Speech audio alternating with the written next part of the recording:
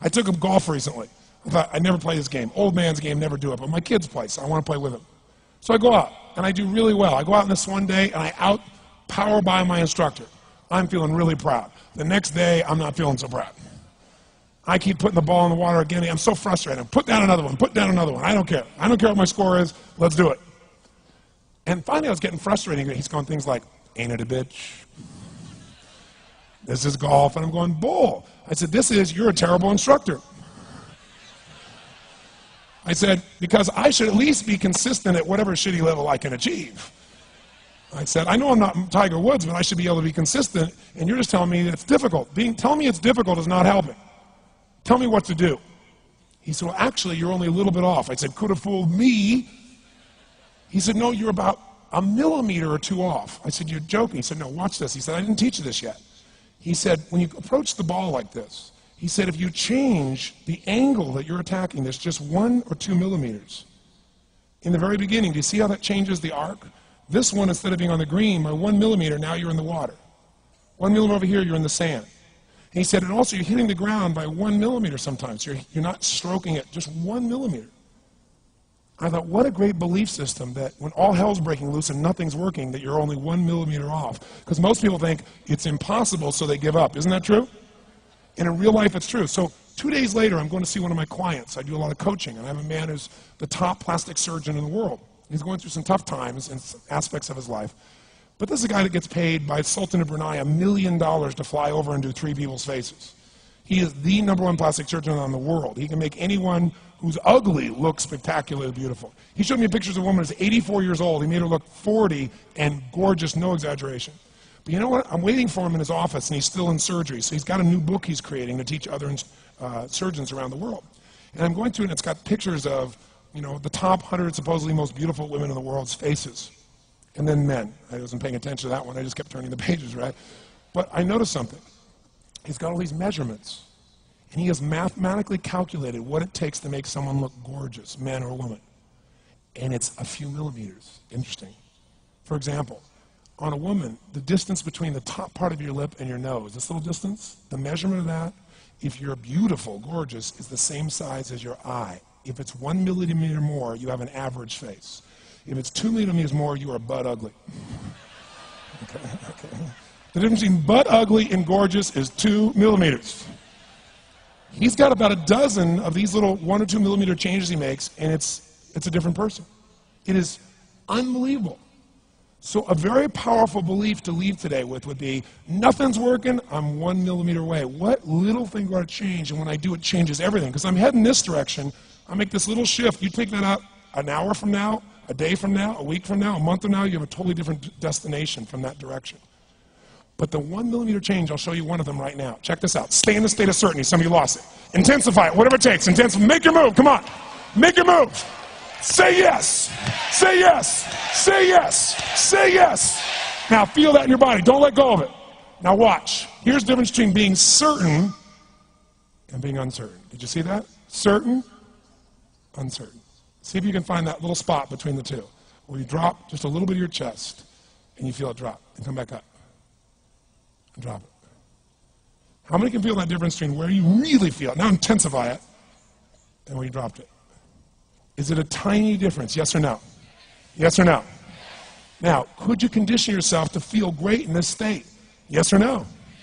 So what I want you to do is give yourself that opportunity. So the way we're going to do is very simple. We're going to go in a peak state.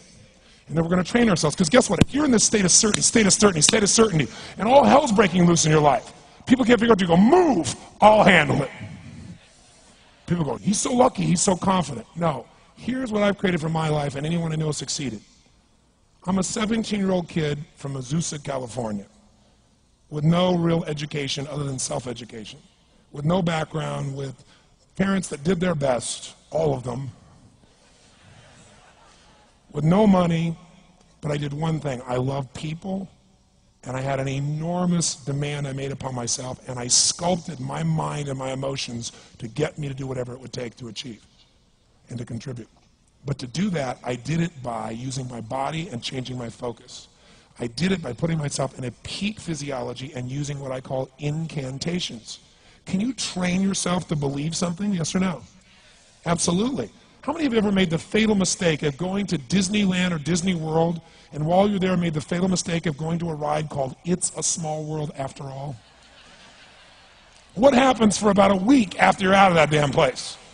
You're still singing this thing in your head in 24 languages, right? Well, let me tell you something. How many of you have things when you want to go achieve them and this part of your voice goes, oh, it's not going to happen, or forget it? How many got a voice that sometimes interrupts that good pattern? Say I. And what you want to do is train a new one. So starting when I was 17, I started doing incantations, not affirmations. Affirmation, you go, I'm happy, I'm happy, I'm happy, I'm happy, I'm happy. What's the problem? You haven't changed your what? Your what? Physiology. If you don't change your physiology, you won't get anything. So an incantation is not only you speak it, but you embody what you're saying with all the intensity you can. And you do it with enough repetitions that it sticks in your head. Like It's a Small World, now the conversation in your head is always the same and it gives you what you want. So you use your body and your voice. So 17 years ago I started doing things. I was working for Jim Rohn, this speaker, and I was 17 years old. I had long hair, minestrone soup, acne on my face. And I was trying to call on Bear Stearns type of people and convince them why they should go to this man's seminar and be more successful. I was driving a 1968 Volkswagen that I had earned at $40 a week as a janitor. The only way I did it was park far from the building and then go in, and I love people and I believe, but I put myself in state and I was able to influence people that were far more successful than I was at the time. I would do something that I still do backstage and have done for 23 years because I don't hope I'm going to be in a good state, I demand it. So I do an incantation using my whole body. I'd say, I now command my subconscious mind to direct me in helping as many people as possible alive today to better their lives by giving me the strength, the emotion, the persuasion, the humor, the brevity, whatever it takes to show these people and get these people to change their lives now. And I would do that literally driving in my Volkswagen to a meeting in LA on the freeway for 40 minutes. People are looking at me, I'm screaming at the top of my lungs. They're going, I know he's a serial killer, I know he is. But by the time I entered that room, when two people meet, if there's rapport, the person who's most certain will always influence the other person. And I was totally certain, and they were trying to get revved up to certainty. Do you agree with this, yes or no? I do another one because I was poor. I changed my mindset. I kept doing things, but I never got beyond it. I'd say God's wealth is circulating in my life. His wealth flows to me in avalanches of abundance. All my needs, desires, and goals are met instantaneously by infinite intelligence, for I'm one with God and God is everything. And I would imagine the abundance of my life, and I would feel so grateful.